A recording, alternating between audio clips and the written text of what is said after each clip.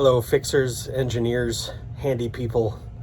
I have a venting slash temperature problem in my garage, and I'm hoping you can help me figure it out. The previous owners of our home had all sorts of interesting ideas when it came to vents and ducting.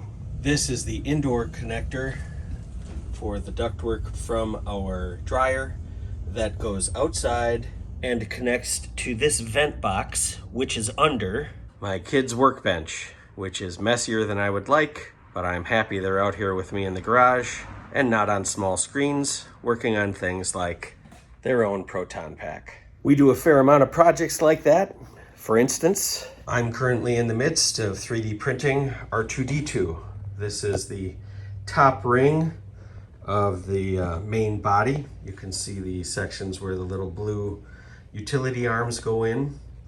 And we fabricate a lot of these projects on this 3D printer, which is a FlashForge Adventurer 4. The material I'm using is called PLA+. It's a plastic filament, and in most cases it does pretty well with temperature, except when the dryer is running, as it is right now.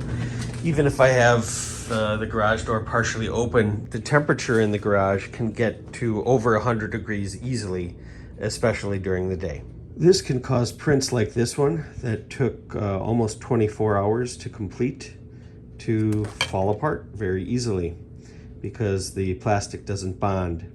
Now, I could turn up the internal fan response within the 3D printer, and there's some other things, but that's going to tax the machine unnecessarily and increase wear and tear on the fan assembly and things. And so my goal is to lower the temperature here inside the garage. Can I run a section of ducting from where the venting box goes all the way down here and out the garage door? And additionally, could I use something like a 6 or 8 inch ventilator fan to push the air from the vent hole all the way out to the garage door opening?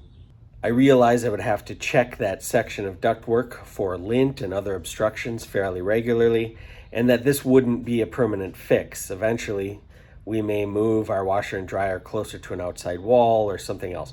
But for now, so that I can continue my Droid project, is this a viable fix for the next few months until I can get a more permanent option in place? Let me know, and thanks for any help you can offer. All right, take care, everybody.